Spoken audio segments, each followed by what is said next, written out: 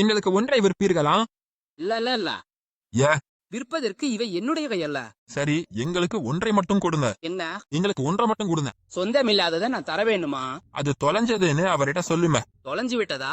அது பாவமா? அந்த சிறிய குழியில் தொலைந்து விட்டதே என்ற பேச்சுக்கு இடமுண்டா? உங்களை அந்த குழியில் வைக்கும் போது சிறிய குழி என்ன? அல்லற, அங்க தொலைஞ்சு விட்டதுன்னு ஏதேனும் சொல்ல முடியுமா? அங்கே தொலைஞ்சு விட்டதுன்னு எதுவும் கிடையாது. அதாவது அங்கே கணக்கு கேட்கக்கூடும். அல்லாவின் ஆணையா, கடின விசார்க. சரி, ஆடுகளை மேய்க்கும் போது உங்க மனநிலை எப்படி இருக்கும்? மனதிற்கு நிம்மதியா இருக்கிறா? அல்லாஹ் ஆணையா, நிம்மதியாரு. ஆம், அவற்றுடன் நடக்கும்போது மன நிம்மதி, மகிழ்ச்சி உணருமா? மனதிற்கு நிம்மதியா இருக்கிறது இறைவனுக்கே புகர். நேர்மையான வழியில சம்பாதித்து உண்பவர் மன நிம்மதியுடன் இருப்பார். உதவி கொடுங்கள் ஐயா, உங்க பெற்றோருக்கு இறைவன் கருணை செய்யட்டும். இல்லையா? அல்லாவின் ஆணையாக இது வானம் பூமி இறைவெளி. வானத்துக்கும் பூமிக்கும் உள்ள இறைவெளி போன்றது. வானத்துக்கும் பூமிக்கும் இடைவெளி பாடி. வானமும் பூமியும் ஒண்ணுக்கொன்னு நெருக்கமானவையான். இல்ல. நான் உங்களுக்கு ஒரு ஆட்டை தர வேண்டுமான? நான் உங்களுக்கு ஒரு ஆட்டை தந்தா வானமும் பூமியும் ஒன்றாக இணைய வேண்டும். அதாவது அவை நெருங்கி வர வேண்டும்.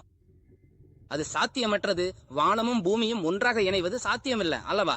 நாங்க உங்களுக்கு 200 ரியால்கள் தருவோம். அல்லாவின் மீது ஆணையாக நீங்கள் எனக்கு 2 லட்சம் கொடுத்தாலும் சரி, அல்லாவின் மீதும் காபாவின் இறைவன் மீதும் ஆணையாக 2 லட்சம் கொடுத்தாலும் நான் அதை உங்களுக்கு தரமாக்க. ஏ, இங்க உங்களை யாரும் பார்க்கவில்லை ஐயா. யாரு? உங்களை யாரும் பார்க்கவில்லை என்றும் நாங்கள் யாரிடமும் சொல்ல மாட்டோம் என்றும் சொல்கிறேன். அல்லாஹ் அவன் என்னை பாக்குறானா? அல்லாஹ் உங்களை பாக்குறா, அவன் தூயவன். அவ்வளோக்கா? நீங்களான்னது என் இறைவனா என்னிடம் கணக்கு கேட்பா?